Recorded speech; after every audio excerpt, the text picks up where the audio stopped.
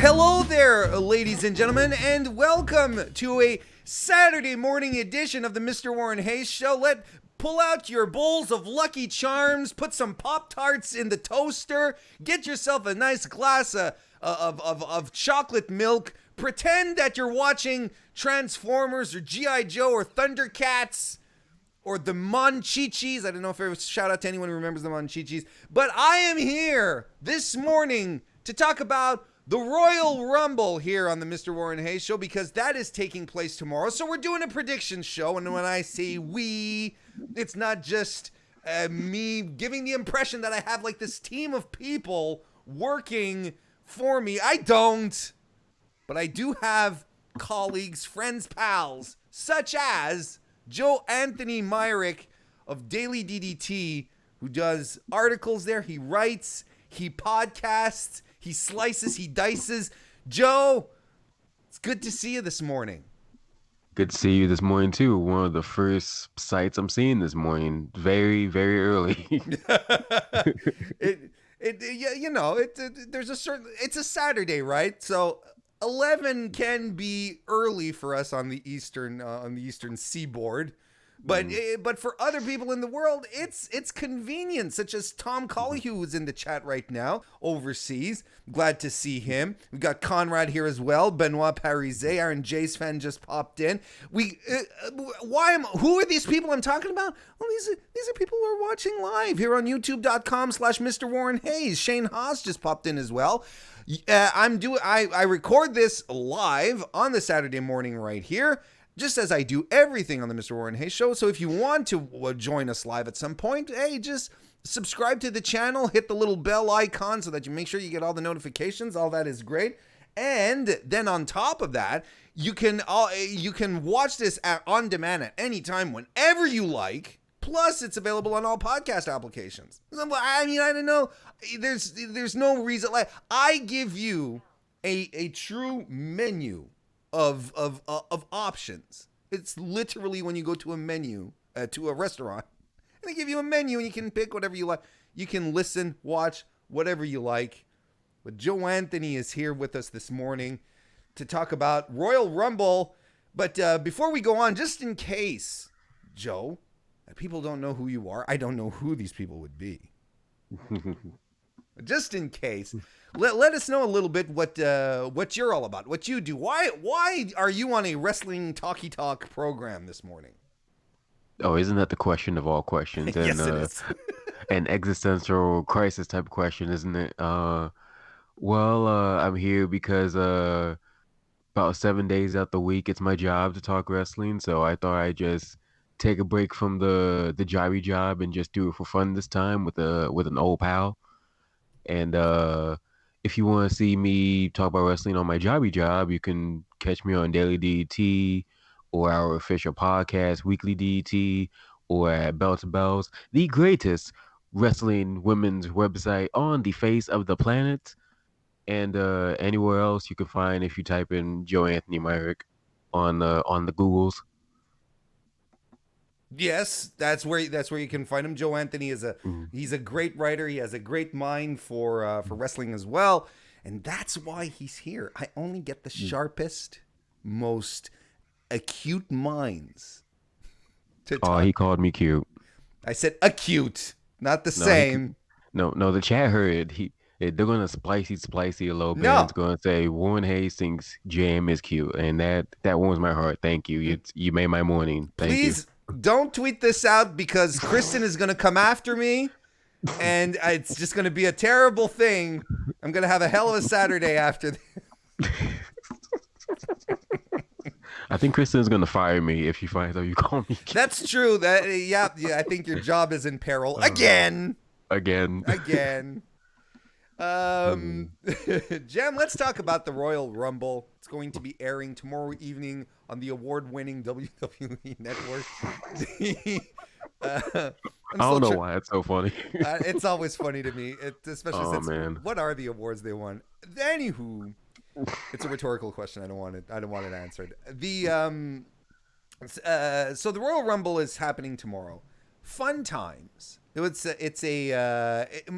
Personally, and I just want to get your general opinion. But personally, it is my favorite WWE pay-per-view of the year. For me, it trumps WrestleMania. I love the Royal Rumble. I love how it's evolved over the years.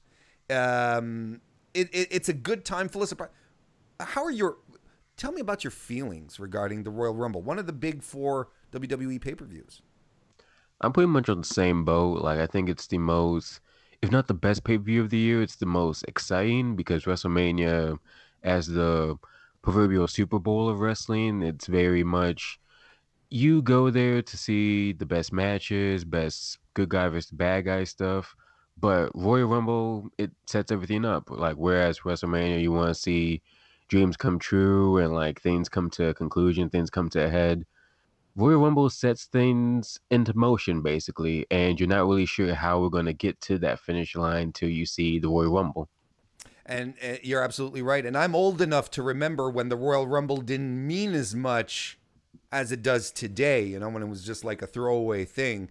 Now, you know, it's part of, it's the kickoff to WrestleMania season, blah, blah, blah. But yeah, that's really cool. I want to say hello to Laura N. Morrow, who's in the chat. RJ Krasinski as well. How you doing, RJ? Good morning. And Digital Lizard, who's here as well. So it's a pay-per-view we like. We enjoy it. But did we enjoy how things are being built up towards the Royal Rumble this year? We've got quite a few matches. I'm going to tell you, straight off the bat here, as far as storylines go and build up to the Royal Rumble, the only stories I'm really into in regards to WWE that they're doing quite well and that I'm really, really invested in are the main event angle from Raw, Seth and his disciples versus Samoa Joe and Kevin Owens. I really dig what they're doing with that. I love the Otis and Mandy stuff over on SmackDown. That's about it. And, you know, neither of those two fun angles have any type of blow-off or any type of real tie-in to the Royal Rumble. I don't know what you think about how things have been building up towards the Rumble. What did we like? It kind of feels like the Royal Rumble matches, both men and women, kind of took a backseat to their more, I guess, major storylines. Like the Rollins storyline seems like a bigger deal than the Rumble match. Whatever Roman Reigns is doing with dog food, that's a bigger thing than the Royal Rumble match. And the Royal Rumble match kind of feels like a background thing, and it really shouldn't, but it does. They've kind of done a really shy job of booking it. Right. Though I would say that they have done a pretty above decent job with booking Bryan versus The Fiend. Like, for a few that kind of had a really definitive finish at Survivor Series, they've done a really decent job of prolonging it with the whole pulling of the hair and adding the strap match stipulation. I can't talk this morning for some reason, but that's the only other storyline that I can think of that's been pretty well done. And I appreciate your opinion. That's why you're here. But and sometimes we won't agree, such as on this point here, because I don't think it's been all that compelling. I think WWE is dropping the ball on The Fiend. I think they're normalizing him, putting him in contract signings, and having Kane turn around and, what took you so long, you know, instead of being deathly afraid of him, which is the whole idea of The Fiend. I don't get me wrong. I mean, Daniel Bryan wrestling for a major title it's okay in my book. I don't have a problem with that. And I love The Fiend. I love Bray Wyatt, and maybe that's why I'm not as interested. They did done one thing for the hyping of the Royal Rumble, and that is the main story I think that we're going to get at the Rumble this year. That is Brock Lesnar coming in at number 1.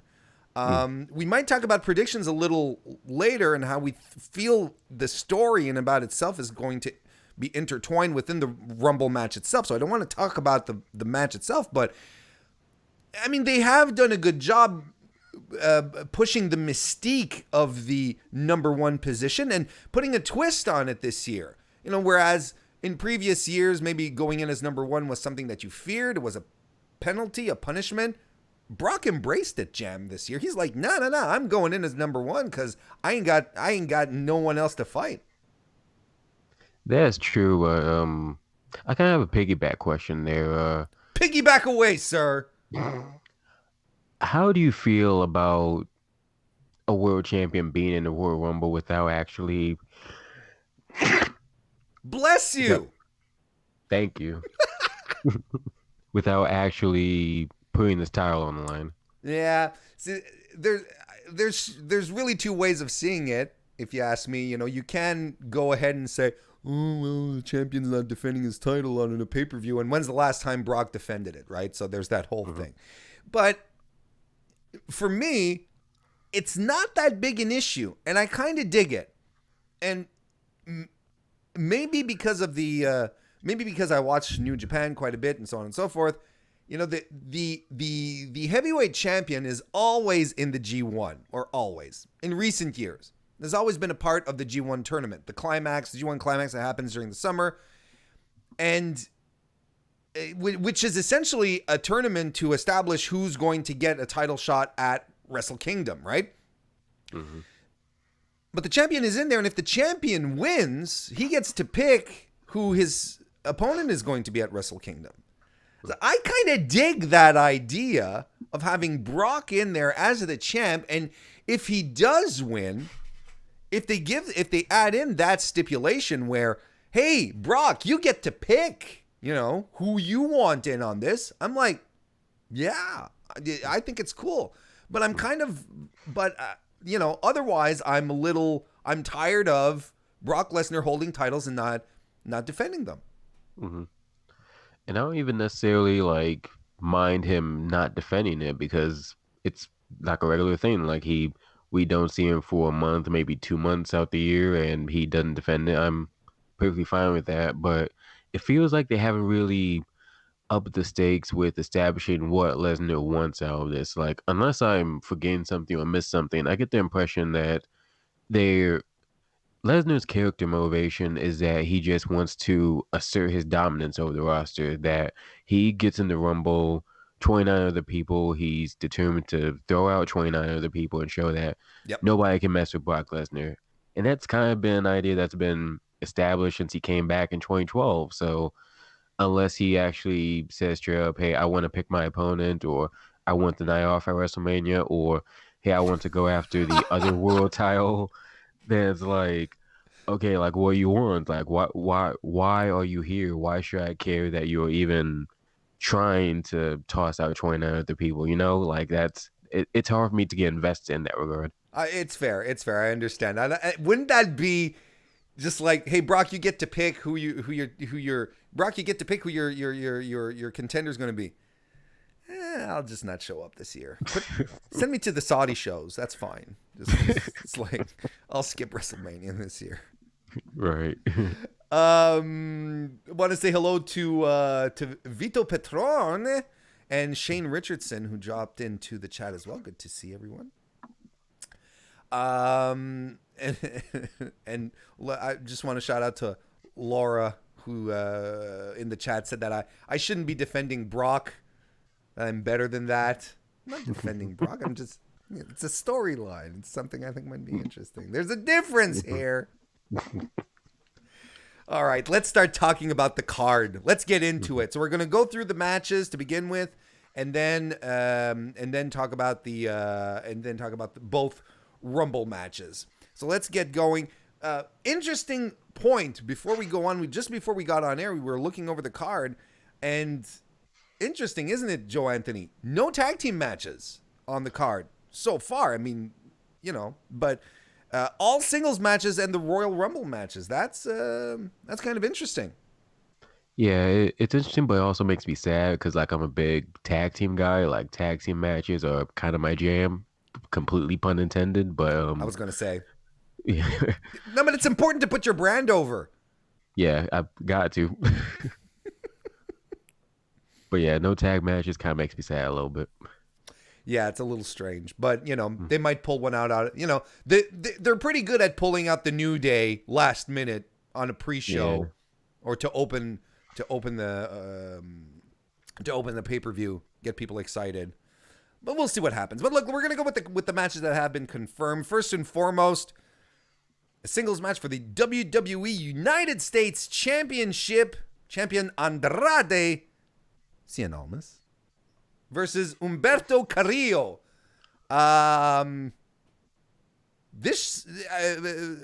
Andrade and Carrillo have history. There's been a past between the two. Carrillo actually is the guy who broke Andrade's winning streak since Andrade had been moved to Raw. What are your thoughts on this match? Where are we going with this? And chat, of course, you are not only are you invited to give your predictions, it's mandatory. Tell us who you think is going to win this one. Go ahead, John. Jim Joe.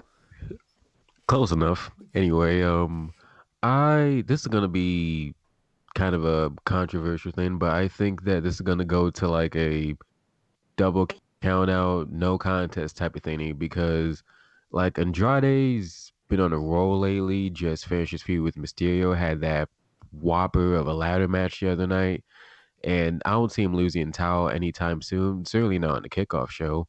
And with Humberto Carrillo, he literally just came back from his injury, so I don't think that they're gonna beat him on Sunday just to continue that feud from there. So you do the big spiel, the big smas, the no count out thing, maybe a brawl to break things up, and then continue the feud for the next month or two into whatever the next pay-per-view is, Elimination Chamber, wherever they're doing, and then you have the towel blow off there.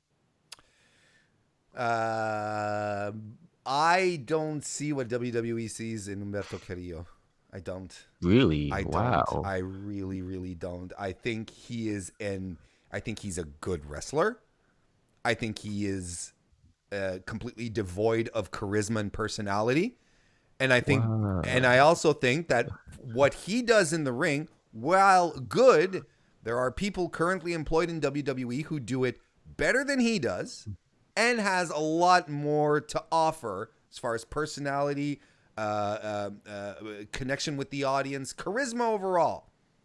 I'm thinking straight out of the gate. I'm thinking of his cousin, Angel Garza. I'm thinking of Leo Rush. Goddamn,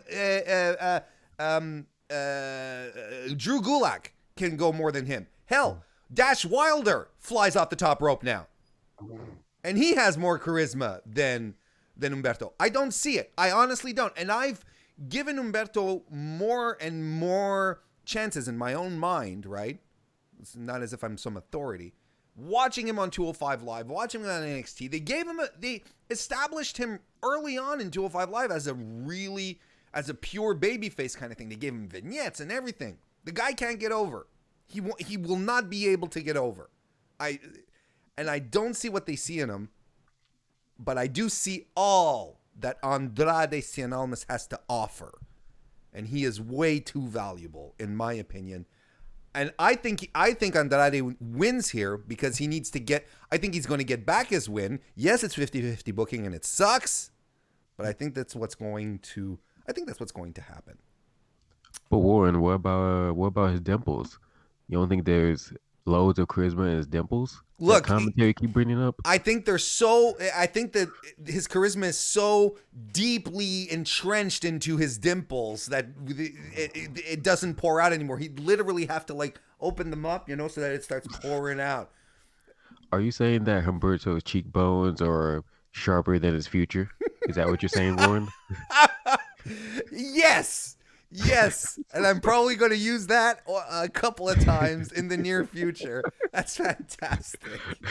The chat seems to agree with me that Andrade is going to win. I want to say hello to Kirby Freeman and Ditz, who have joined the chat. Good to see you. So basically, we're in disagreement straight off the bat. Why did I invite you here, Joe Anthony? If you're gonna be in disagree, Jesus. Here I thought I was going to have a nice Saturday chat, but no! We're arguing! It has to be done, but you invited me because I was the only one to wake up this early. It was just like, Jesus, man, I'm asleep on Saturday. I'm sleeping in. All right, next match. Let's talk about the SmackDown Women's Championship champion Bayley versus contender Lacey Evans, who has been on an uptick. She's a babyface now. I don't know if you noticed. Give me some thoughts here, Joe Anthony. I'm going to let you open up the floor with Bayley and Ms. Evans, as she was referred to last night, and my God, did I cringe when Michael Cole, and it didn't help that it was Michael Cole who delivered the line, calling her the classy, sassy, sexy Southern Belle. I just got a rise of goosebumps here, just saying it myself. Yeah, Anyway, that nickname's a no-brainer for me. But as for the storyline itself between Bayley and Lacey, I'm gonna be in the minority here. I kind of like what they're doing with the storyline. I feel the energy and the intensity, if only because both competitors are really trying their hardest to really get this angle over, whether it be with really aggressive brawls, the intense promos, and I dig what they're doing. And Lacey especially has really surprised me as someone who she proved to be really committed to heel character work, but I wouldn't to say she was good at heel character work is debatable. But the way they're pushing this whole her past as a Marine and her whole deal as a mother, like it's very, very on the nose, but somehow it works and the crowd's super over for her every time she comes out. Sure. So if something's over, then I can't hate it too bad. Well, I can hate it, but I can at least say, okay, there's at least a reason for it. So I'll give it the benefit of the doubt there. Could you believe it if that was our template? If the audience likes it, we can't hate it. Jesus. We'd be in trouble with a lot of things. The Attitude Era would have just crushed us mentally. I like what they're doing with Lacey as a babyface. And the main thing that I find really, really refreshing, look, they're doing the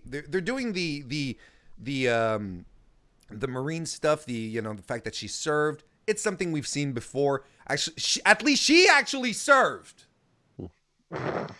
You know what I mean? You know who I'm talking about, right? Oh, and chat, by the way, let us know who you think is going to win. But yeah, at least she actually served. And the one thing I really find refreshing here is, or interesting, new, is that they are leaning into the motherhood thing. And to me, this is I'm surprised how low key it's been approached, or that it's barely been touched on. We've seen the fatherhood thing so many times. Don't mess with my kids. Don't mess with my family. Don't talk about my kids. We've seen it before, right? But always with the dudes. The dudes can be fathers, but when is the last time that a wrestling superstar in WWE could be a mother? And I was trying to think, there are mothers. I'm not trying to say that there are no female WWE superstars who don't have children. That's not what I'm saying. There are mothers, but when were they treated or put used the motherhood as part of their character to get themselves over? And it's something that's very relatable and something we haven't seen very often. When you look at women like Becky and Charlotte and Sasha and their templates, right? Their ideals as far as representation of women go. They are on that level of idealism, gods among men, that kind of stuff. But there's something very relatable about Lacey Evans. I'm a mother. She's screwing with my kid. And you're like, yeah, I can get behind that. And I think it's really refreshing to see that on the women's side, as opposed to always the dudes. And why wouldn't mothers be protective of their children as well? I mean, to me, it all makes sense, and I think they're doing a good job with her as a babyface.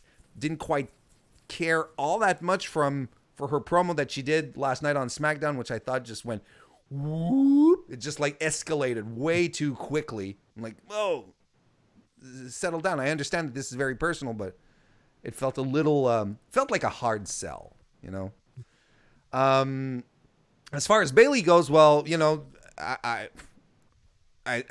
still think the heel character. I don't know what you think, but I still think the heel persona for Bayley is was the best way to go, and they still need to lean into it maybe a little harder as well. Oh yeah, I really loved Bayley's heel character. I feel like Bayley herself has leaned into it more than WWE has a little bit. If only, actually more than anything, it feels like that she just needs to pick up some big victories now. Like she hasn't really had that big victory. Like Sure. like right before that transformation, she lost to Hell in a Cell. Then right after Hell in a Cell, she lost at Survivor Series. Then she wasn't even at TLC. So hopefully a win at Royal Rumble, which is my prediction, by the way, that actually gets her into an uptick, if that's a correct phrase. Yeah, absolutely. I'm with you on the prediction, because I think a Bayley versus Sasha match for the title at WrestleMania is what people call in the business a money. I think that's really the only way to go. A lot of people are calling for Bayley retaining as well in the chat. I want to say hello to Nicole Silver, who popped in. So there we go. So good. We both agree, Bayley. Mm-hmm. Next match that we're going to talk about is Chad Gable. I still feel stupid using the word Shorty G. It's just not working for me. Chad Gable versus a returning Sheamus. It is his first match since he started his dark and brooding big Irish man vignettes. Look, I think Sheamus is going to win. I kind of have a hot take. Like,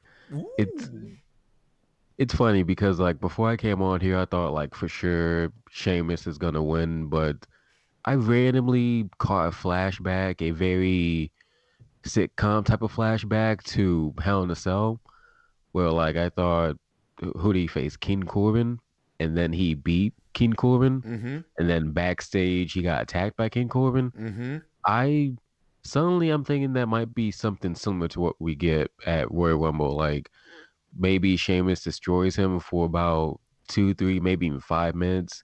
Then Gable gets a last minute roll up to give him a win in the win column. And then right after the match, he just gets his head kicked off. I think that's where we're going with this. That's not implausible. You know what? It would be a good idea. I think it would work. I kind of feel Sheamus is going to win, just because it's his return. But I wouldn't put it past WWE to shenanigan into this and then extend a feud a little bit. You know, because go ahead. I was just gonna say it certainly makes more sense to bring him back and then have him win his first match back. It's plausible, but thinking about what they've done, it would be very on brand them to prefer shenanigans over smart storytelling or smart booking. Like, I can see them like having Chad Gable pull off a win over Sheamus because everyone is expecting Sheamus to win, and because he's been doing the short jokes and all that stuff. And then have Sheamus get his win back, and then we're back to 50-50 booking, and that serves no one. I wouldn't be surprised. Who do you got winning? I've got Gable. Okay, so you're going with the out there theory. I'm sticking to my guns on this one. I'm playing safe. And I'm going with Sheamus. However, I like to be surprised. So if they can surprise me, that will make me happy. Next, oh boy, match. This is the Roman Reigns versus King Baron Corbin. A Falls Count Anywhere match. Could I care even less for a match? Joe Anthony. Probably. You probably can. I don't know anymore. God. The thing is here, look, listen. I don't know why I'm getting excited. I don't know. Last night on SmackDown, SmackDown starts with the 6-man tag, right? Roman and the Usos versus Corbin and his lackeys. And I like it started off with that, and the whole match, the whole segment with introductions and everything lasted 30 minutes. And I'm like, this is cool because this is something that I want to see more on SmackDown. I want to see long matches. I want SmackDown to start with matches. But I wasn't excited. And I got bored about it. And then when I was thinking about it afterwards, doing the post show or on Fightful, it was like I was bored of it, and I didn't get excited about it because I am so done with Roman Reigns and Baron Corbin feuding. It is the dullest go-to that WWE have. It's ridiculous. Those are my thoughts. Give me yours.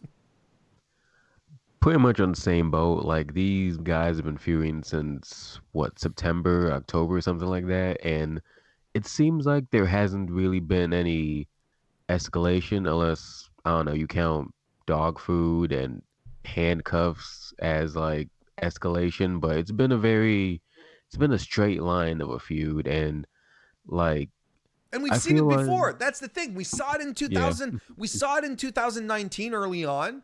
It's something, and it wasn't exciting then, and it's not exciting now. And I think and I'm sorry to interrupt, but I think one of the reasons why it's not interesting is because they, for some reason, and when I say they, I mean WWE Creative, feel like they need to put Baron Corbin in these corny, cheesy character angles, whatever you want to call them, these situations where he's so ridiculous and corny that it just gets grating and annoying, and you just want him gone.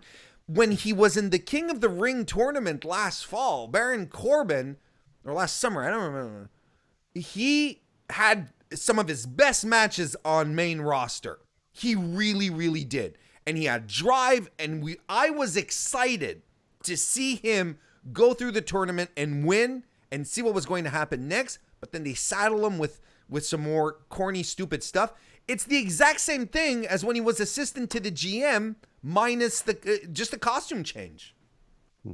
To me. You're definitely not wrong, I don't think. I know I'm not wrong. What are you talking about? I love the confidence. But it's a falls count anywhere match, but I don't know. I just can't get excited, Joe. I just really can't. It's tough. And it sucks because Roman Reigns he's good. He's a good wrestler, and he's charismatic, and man, they should have better things for him to do.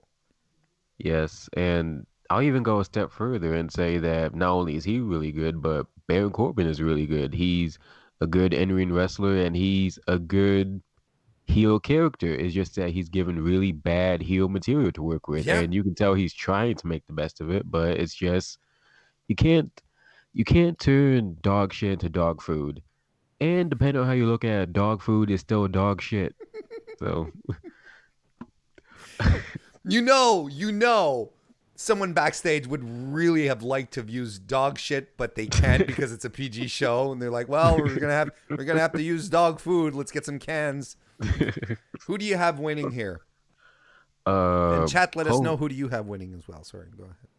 Hopefully, yeah, please chat, let us know. Go ahead, Joe. Hopefully, okay, Roman but Reigns. chat, don't forget to.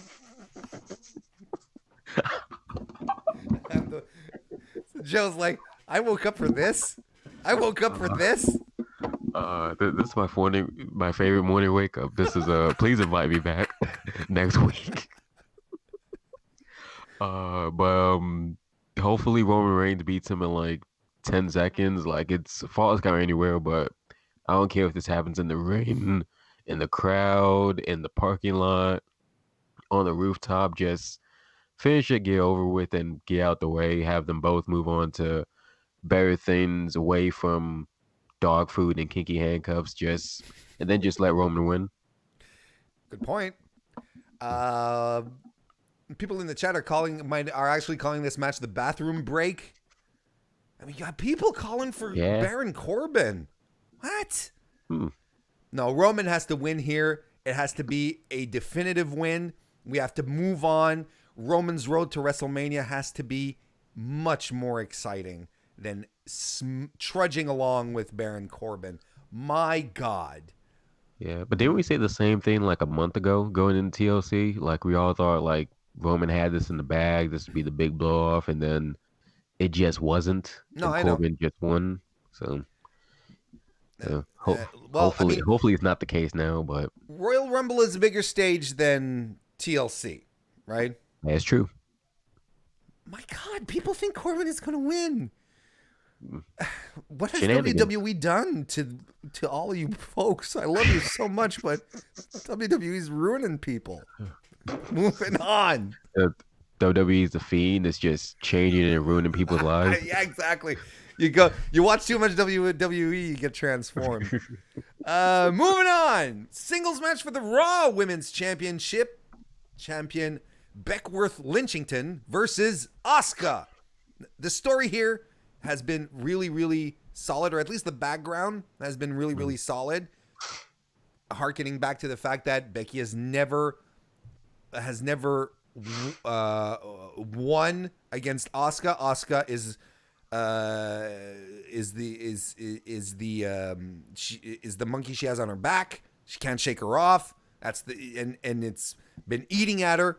I like it. I like it because they had planted the seeds before TLC, where Becky started mentioning it, started making allusions to it. I liked it. Asuka, since the Kabuki Warriors have turned heel, has been doing fantastic character work. She's been really, really entertaining. I think the promos, the Japanese promos, that just sounds like just like the gates of hell are opening up and letting the audible of it just spill into the world. I think it's fantastic. The green mist. This is a good one. This is a match I'm actually looking forward to on the card, and has proper build-up, Joe. Yeah, I'm the same way. Like the storyline's been, like, thinking back on it, it's been surprisingly subtle for WWE storyline. Like they've told the story a lot with just Becky's mannerisms and facial expressions, and I really appreciate it. It's a rare instance of WWE showing and not telling, you know? Mm-hmm. And a rare instance of WWE going into the past to tell a story, right? Because they love to retcon, and they love to just forget about what happened in the past. And, you know, it's something that New Japan does fantastically well. That's most of the big feuds in New Japan have history, and you just have to lie upon that history to make it lean against that history, to make your stories go forward. So here, what I like is WWE is rewarding you as a longtime viewer. You know, for someone who has a memory, who's a longtime fan, they're saying, "Here, thank you for sticking around. Look, we're going to give you this. If you've been around for a long time, then you know what's been going on here." And that's something I appreciate, because WWE has trouble rewarding its fans for sticking around and watching week after week, because they're just so scattered and all over the place. I really liked. I agree. The storytelling has been subtle, and it feels good. It just really feels good. Now into the match, Joe Anthony. I think it should be a lot of fun. Mm-hmm. But I mean, there's two outcomes because there's two winners here. Let's talk about it a bit. Who do you feel has a good chance of winning here?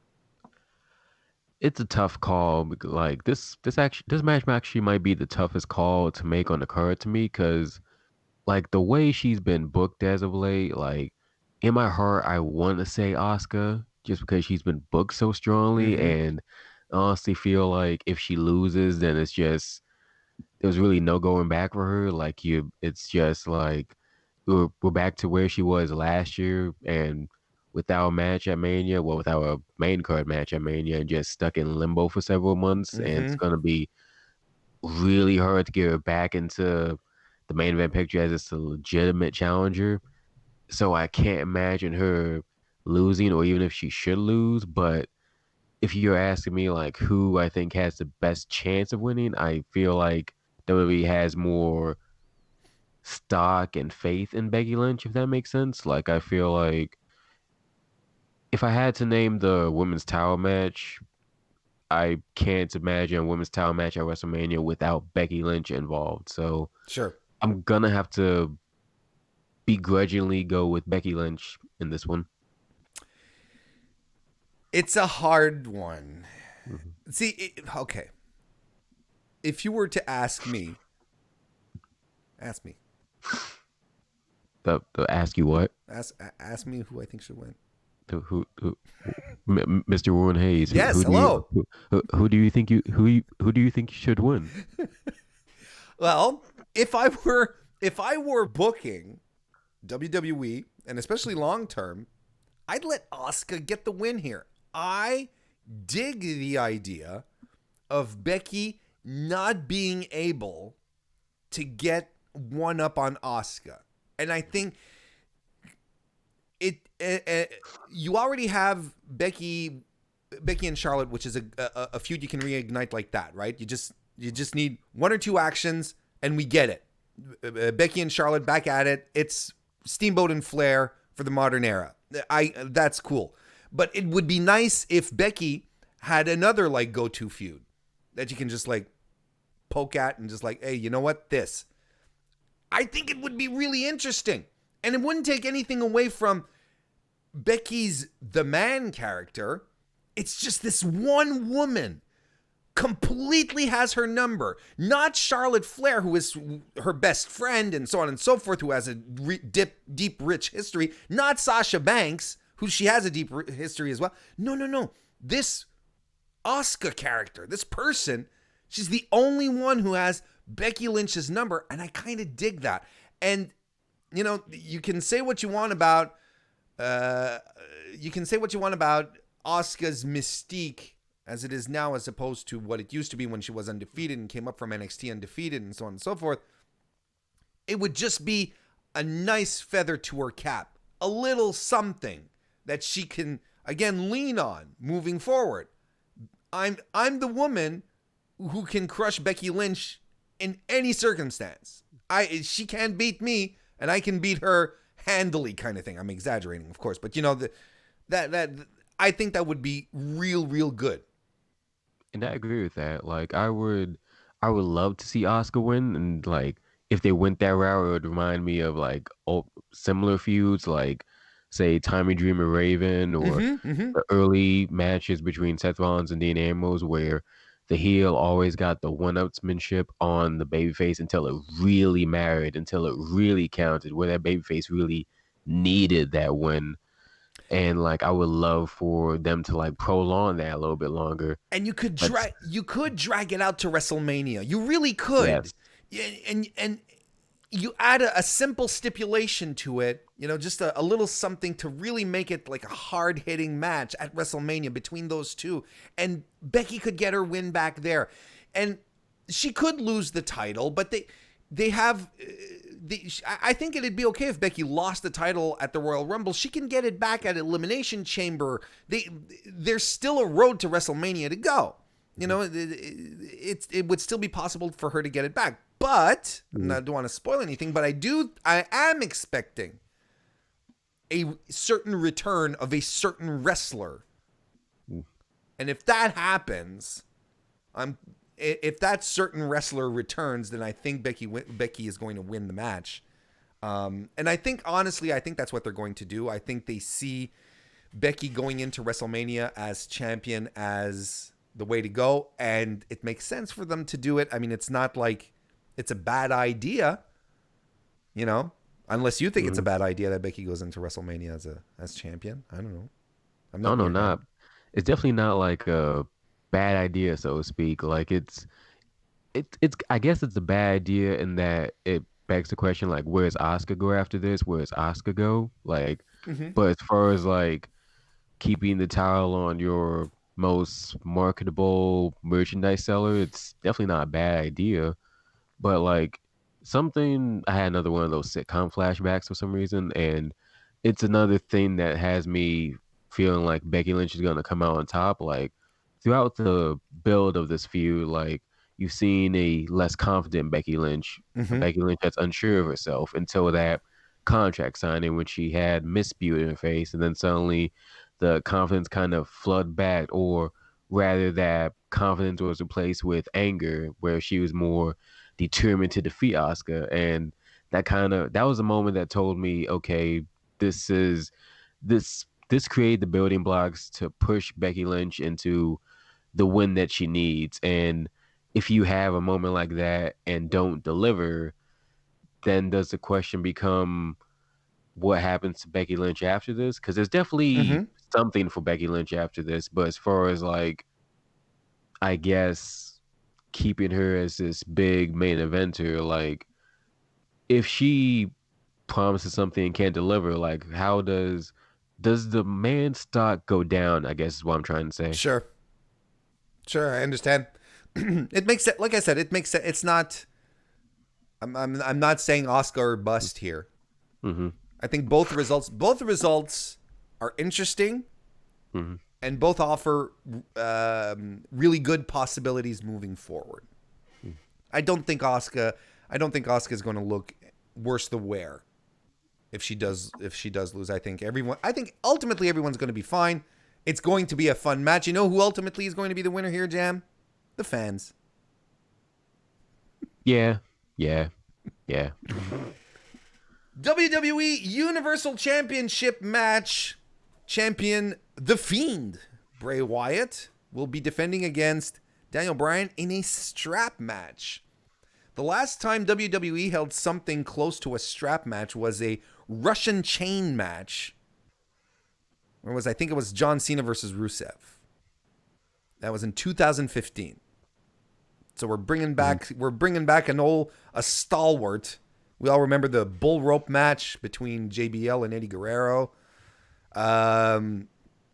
It makes sense that they add this stipulation here because Daniel Bryan just wants to hang on to the Fiend. He doesn't want him to flee or whatever, which is something which is good. It's okay. I like it. There's always a connotation of violence to a strap match, though. It's never supposed to be, without a certain amount of brutality. Let's put it that way. What do you think going forward? And chat, let us know who you think is going to win this one as well. Is Bray Wyatt going to retain? Is Daniel Bryan going to become champion? Just go for it, Jam. Let us know what you think. I think the Fiend wins this one. Like the match itself could be interesting, but I feel like the ending is already written in stone. Like they both got very different trajectories for WrestleMania at this point. I think like the Fiend is gonna have. I think he's gonna carry that title into WrestleMania. Okay. And I feel like after this, Daniel Bryan still has, I guess you could say, unfinished business with Shinsuke Nakamura. Like that storyline never really got wrapped up. So I think that's his trajectory after this match. So to make it squeaky clean as possible, just Fiend wins, Bryan moves on, Fiend moves on after this. It's hard to see things moving on, and chat seems to agree with you at this point, Joe Anthony, that the Fiend is going to hang on here. It's kind of hard to find. It's kind of hard to find fault in having the Fiend retain the title. However, I do think that there's an argument, a compelling argument to be made to have a WWE Championship or a Universal Championship fight at WrestleMania with Daniel Bryan versus Roman Reigns. I think there's there's something very compelling on that front as well. I agree. I think the Fiend is going to hold on to the title. I think he's going to win more than just hang on to the title because he has to win, right? Because let's not forget, not exactly decisive victories that he's been having. They're very Bray Wyatt-ish. You know what I'm talking? You know what I mean? Yeah. Just like squeaking out, having winning, sure, but not in a way that's really compelling or definite. I think he needs a strong win. He does need to completely destroy Daniel Bryan and pin him and have his hand raised at the end. Couldn't agree more. I talked about it a little before when we started chit-chatting. I'm a little annoyed at how they're normalizing the Fiend, how they're not hanging on to that aura, and I'd like to know what you think a little more about that, because the Fiend is the modern day Undertaker, right? Where that he has supernatural powers, everyone's afraid of him, he's taking out guys right and left. But when Undertaker for the longest time, his gimmick was, you are terrified of this guy, and he doesn't work on your level. He's unique. You can't apply normal wrestling logic to this dude. And everyone was terrified of him. And I pointed it out before, and I'll point it out again. He had bloody Yokozuna running for his life. Yokozuna was terrified of Undertaker, of the caskets, of his, being confronted with his own mortality and stuff like that.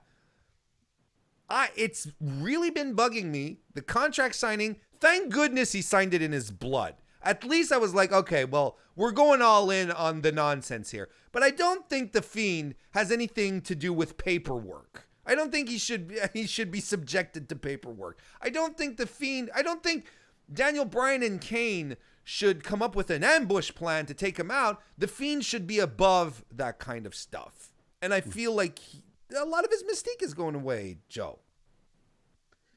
I don't think that's gone away, but it's definitely getting to that point. I think it's gotten to the point where even if his mystique isn't gone, it's gotten to a point where you start to ask, well, does the Fiend have a shelf life at this point? Like, how long can you keep this going before that mystique is just gone and everybody stops being afraid of him? Like, I'm sure in the 25, 30 years that The Undertaker was around, I'm sure there were years where it seemed like people weren't afraid of him anymore, or his mystique came and gone every few years. With the Fiend, it feels like if you book him too often, and they booked him a lot since he's won the title, you're going to have some hiccups here and there. And perhaps there's been enough hiccups where it feels like this creature thing just isn't scary anymore, and it stops feeling like an entity or an aura, and suddenly it just feels like a guy in a mask wielding a belt with his face on it. And it's just like, at some point you gotta ask, like, is this even scary? I mean, it's as scary as you portray it. That's my take on it. It'll be as scary as you let it be scary, essentially. Because I can buy into wrestlers being afraid of stuff if they let wrestlers be afraid of stuff. A lot of people in the chat. What's that? I was gonna say, can you buy it if you pull on it for too long? Because even horror movie characters, they stop being scary after about 5 or 6 movies. So 5-6 months down the road, can the Fiend still be scary? Even if they book the Fiend perfectly for the next 5-6 months, are we as an audience going to look at him like, okay, we've seen all this shtick before, why is this wrestler afraid of him? Like, there's nothing to be afraid of, it's just a guy in a mask. Like, do you think we're getting to that point? Here's another thing. I'm not a big proponent of having wrestlers on TV all the time, every day, at every show. The Fiend is really the kind of character where you take him off TV for a while, a month. I'm not talking about half a year. He disappears for a month. He comes back and he slaughters a guy, figuratively speaking, of course. Mm-hmm. And he comes back and he starts slaughtering people, has a pay-per-view match, beats another guy, and he disappears for a while. You don't know where he is. Or you have Bray Wyatt appear on Firefly Funhouse, but you don't see the Fiend all that much. And he pops in again. That was what was so successful at first when he started punking out legends. It's like, okay, well, this is frightening. And look, you can go back to Hell in a Cell being a huge mistake, a huge misstep that I don't think that they've been able to pull themselves out of.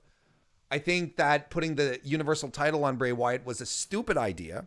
They should have dragged that out. Bray Wyatt didn't need the title. He really didn't.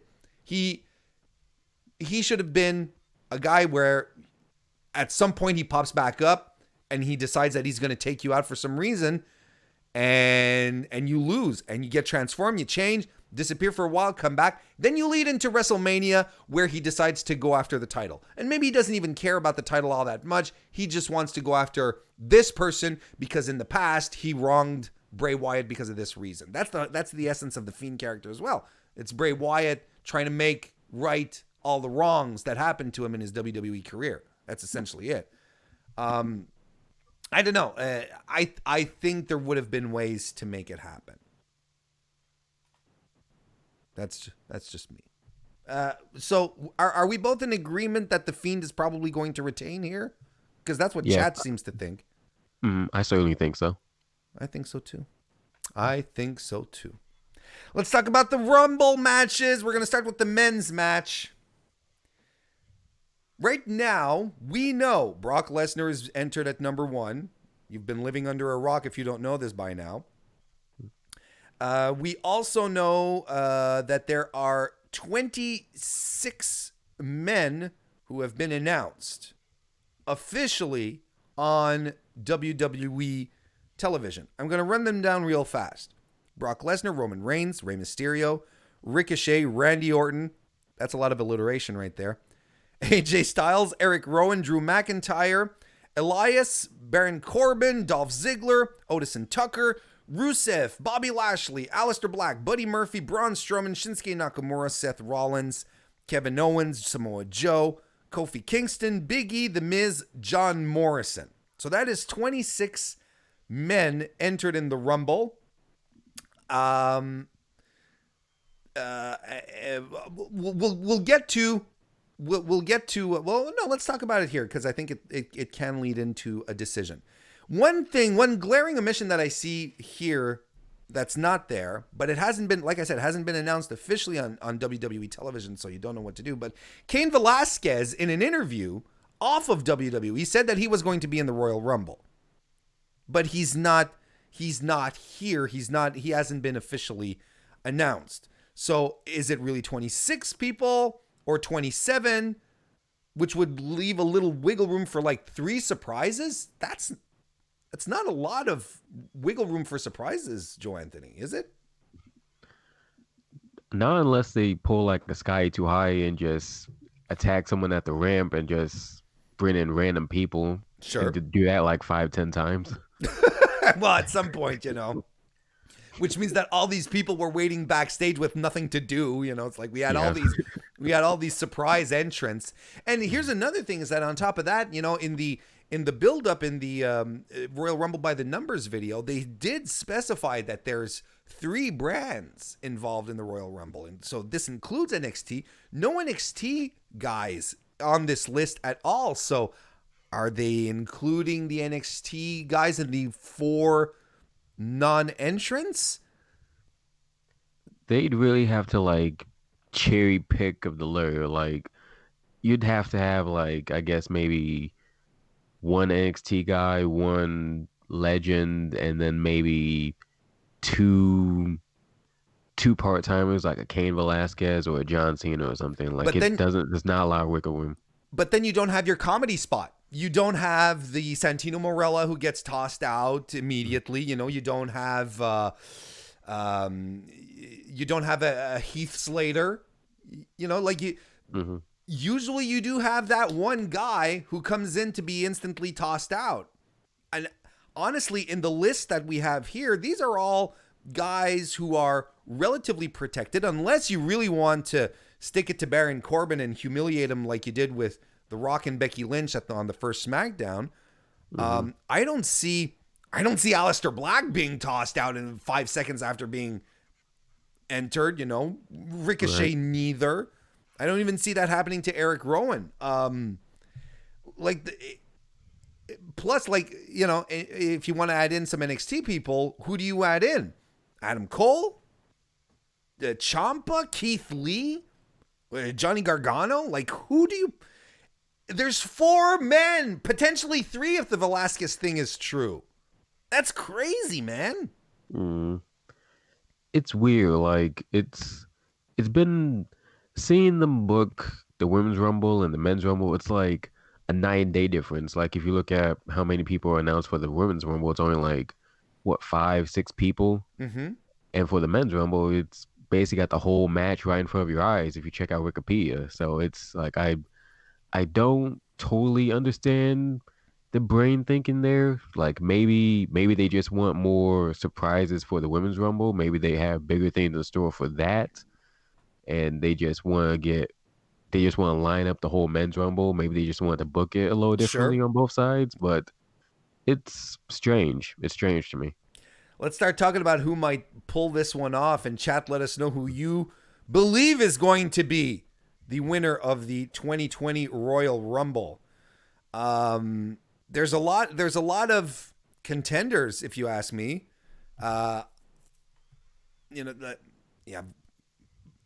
If we're talking about top tier, maybe credible main eventers, people that you're like, well, this could be possible. You have Brock, of course. I wouldn't put it past WWE to have Brock go all the way. I wouldn't put it past them. Roman Reigns is a good choice. Randy Orton, nonetheless, is a good choice. They've been doing a lot of stuff with him. I think Kevin Owens would be a very credible choice as well. Braun Strowman, even though I think the fact that he's embroiled in a feud with Shinsuke Nakamura to a certain extent, which may sort of sell the fact that he's not going to win, I still think that Braun is a good pick. Bobby Lashley, man. I mean, last Monday night they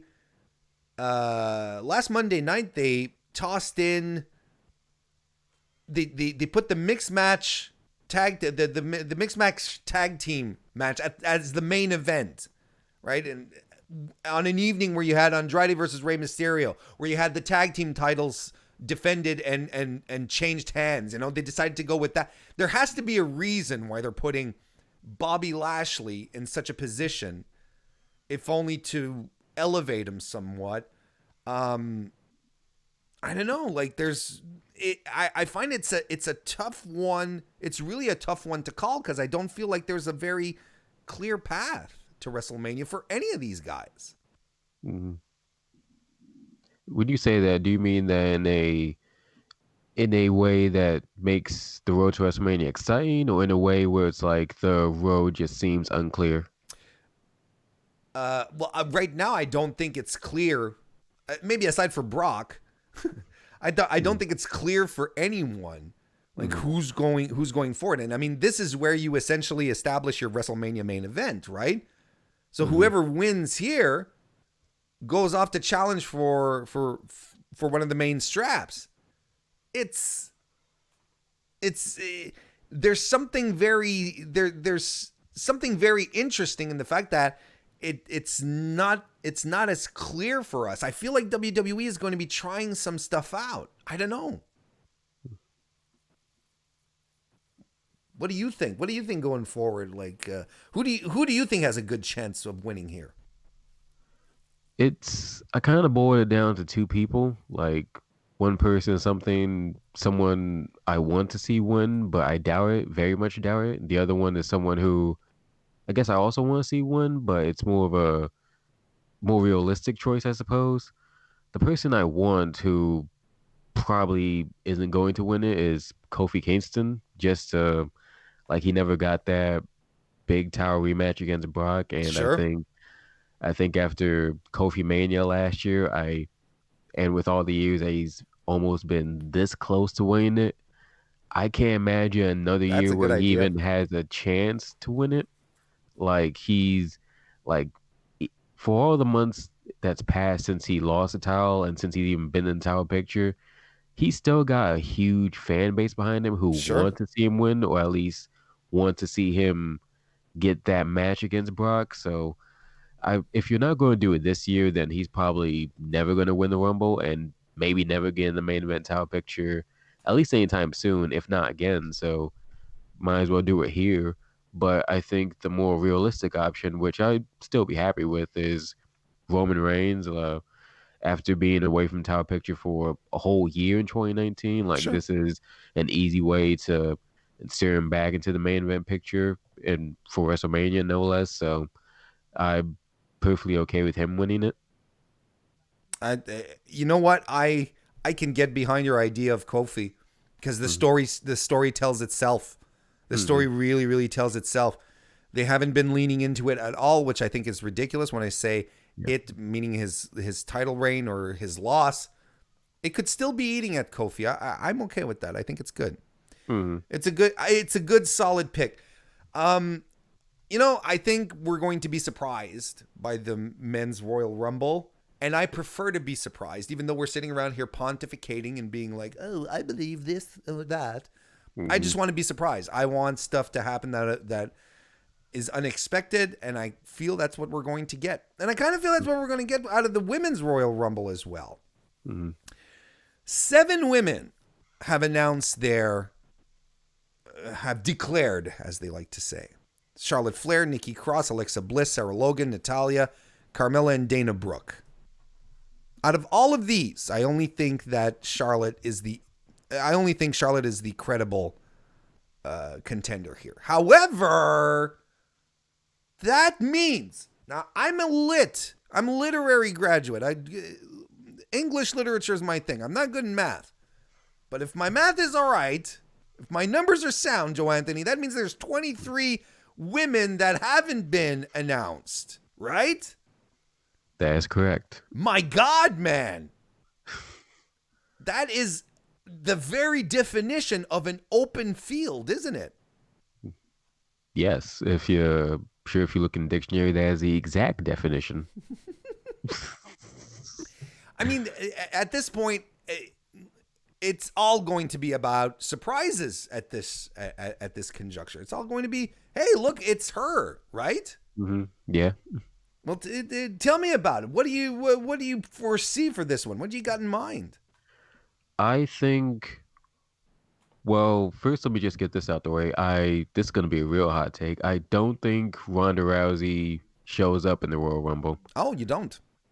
No, not to say that Becky Lynch versus Ronda Rousey doesn't happen at WrestleMania, but I think that if she shows up at the Rumble, she's gonna show up in a similar way that she showed up in her debut. Just show up, confront the champion, and point at the WrestleMania sign. Because that's such a ready-made feud that you don't need to have Ronda Rousey win the Rumble to legitimize her. Like she's Ronda Rousey, love her or not. She can come in kayfabe at least, ask for a title shot, and she's gonna get her title shot. And there's a story there with Becky that doesn't necessarily need the Royal Rumble, so that still has an open spot for someone else to win the Royal Rumble. And I think the Royal Rumble really boils down to I kind of have like a final four, if I can Sure. imagine like the last 4 people I think we'll see. Sure. I think we'll see Sasha Banks in there. Mm-hmm. I think we'll see Shayna Baszler since she's been a favorite for so long. This is a hot take, but I think we're going to see Beth Phoenix, All right. and she's going to make it to the final four just because recognizable face. A lot of people still love her from her run last year. Might as well put her in the final four. And this is going to be a really big hot take, but I think Bailey is going to be in that final four. She's going to be like the last entrant, I think. So you don't think Charlotte's winning, is what you're telling me? Not at all. Like, I think she's going to make it very far into the match, but I don't see her winning. I think this is going to be the first Mania where she doesn't have a title match. She'll have a big match, I think, just not a title match for the first time since her first Mania at 32, I believe. But Yeah, overall, yeah. I think you're right. I think that Sasha Banks might have this one in the bag. Like maybe like you can set things up and just plant the seeds for Bailey versus Sasha Banks there, especially if Bailey still with the towel just decides, hey, Brock's gonna be in the Rumble, I'm gonna be in the Rumble too, and you just plant the seeds there, and then just for next few months you see dissension, then boom, you get the match at Mania. Right. I think this is Sasha. Plus, it's Sasha's birthday on Sunday apparently, so that's I don't know why. I think that would be cool to see winning a match on your birthday. That's cool. I think Sasha Banks, if she does enter the Royal Rumble, I think she does. I think she wins because that's how you set up Sasha versus Bailey. Because it has to start with it has to start with something like this, and then their friendship dissolves. Exactly. Because it would be more compelling, maybe a little predictable, but also very compelling. I think Ronda Rousey is going to show up at the Rumble. Ooh. I think she will. I think she is going to be a surprise entrant. I think she's going to be in the final four, and I think maybe, I think someone is going to screw her out of winning. Could be someone like Charlotte. Could be someone like Becky. But I think she gets screwed out of. I think she gets screwed out of winning. I really do. I think Shayna Baszler as well is going to be in it. I think they officially move her onto one of the brands, one of the two other brands in WWE, preferably SmackDown, because I think SmackDown needs someone like Shayna Baszler to make the division really, really interesting.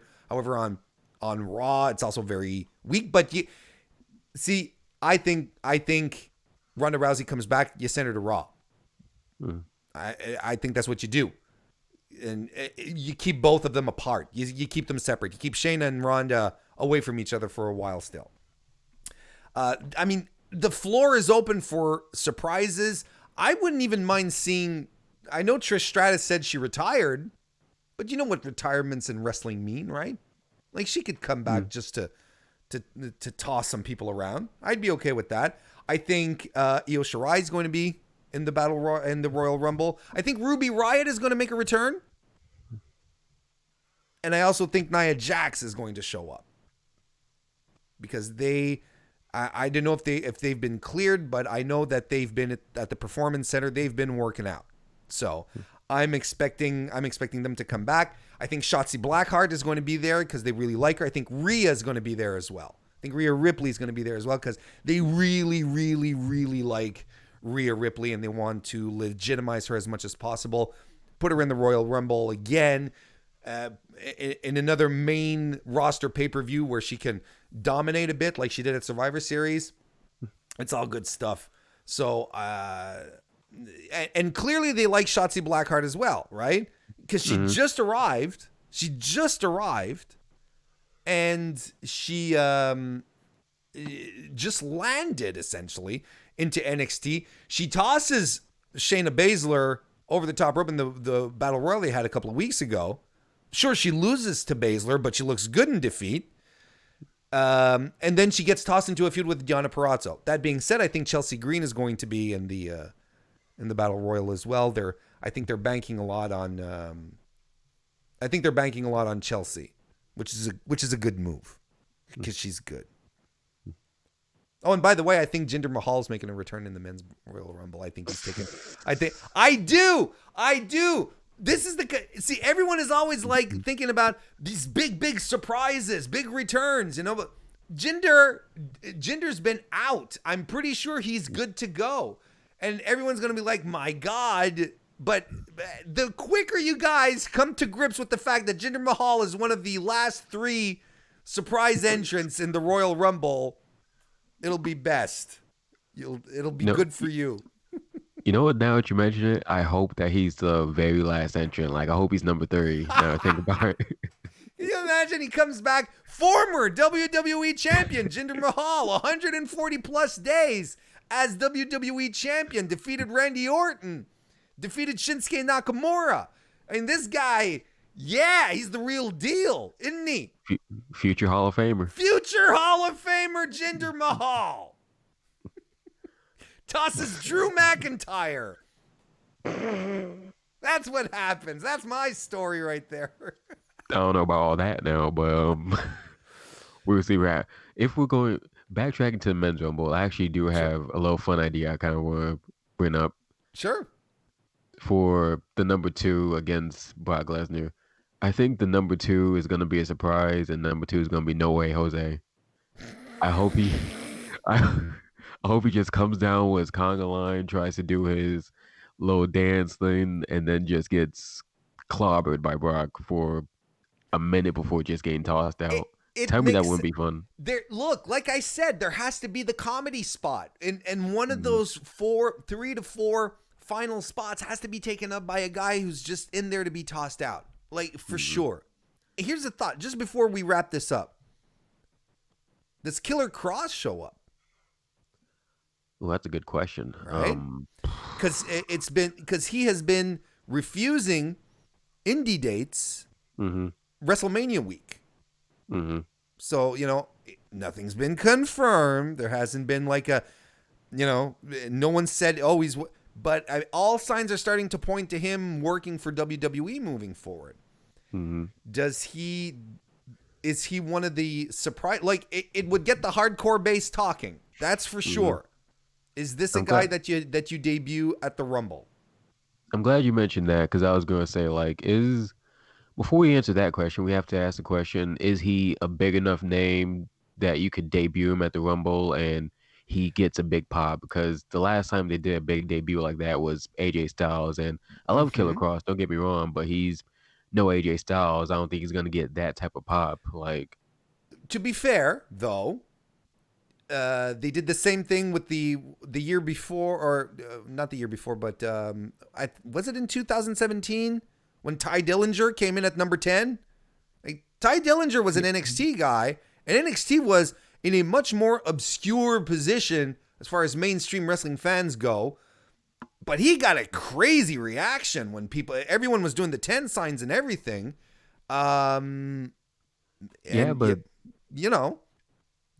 that's a little different. That, like, he was actually on like a WWE platform, so he at least has people at least saw who Ty Dillinger was.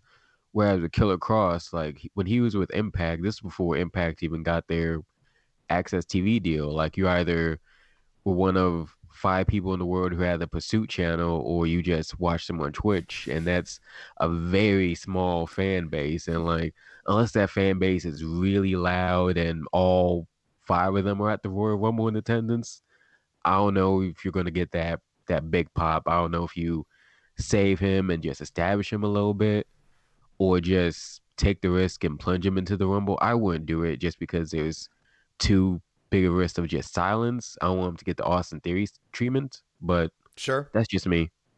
Fair point. It's a fair point. Nathaniel in the chat, by the way, hello. He says, "Give us the 3-man band reunion we all desperately want." He doesn't speak for me, but I appreciate a 3-man band reunion. But I appreciate the thought, though. I don't even want to see him come back as like the 3-man band. Like, have them just have him be the new Shield. Just have him run through everybody. Some kind of weird parody of them, Oh my goodness. So there we go. Well, look, that's our prediction show for Royal Rumble 2020.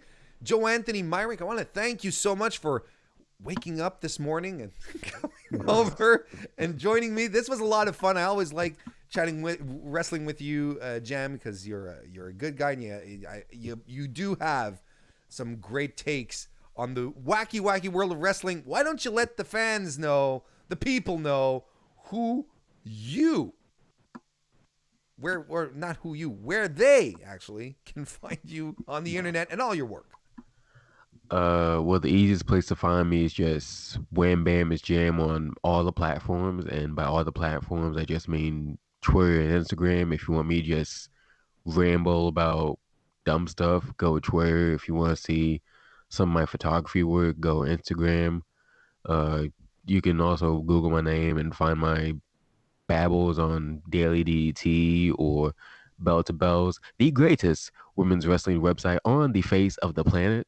There you go. And other places. There's other places out there. I'm not going to name them just because there's too many places. I'm in all the places on every corner of the internet. Yes. Go ahead. No, it's Go fine. ahead. He's a true Renaissance man of the internet era. Our Joe Anthony. Thank you again so much for joining me, and thank you everyone who came in to chat live, talk Royal Rumble. It was a lot of fun. Thank you if you're watching or listening on your own accord, and if you enjoyed it, just before you go, leave the video a thumbs up. That would be really, really nice. So there you go. So by the way, this evening, if you're watching this live on Saturday morning, I'm doing a Worlds Collide post show. Immediately after the show, I'll be joined by Alex Pulowski of Fightful and Sour Grap. So we're going to be doing this. It's going to be like Fightful Light, Fightful freed of the shackles of Sean Ross Sapp. So please come join us. It's going to be a lot of fun. Looking forward to chatting with Alex about it. Thank you everyone for coming and watching. I'll see you next time.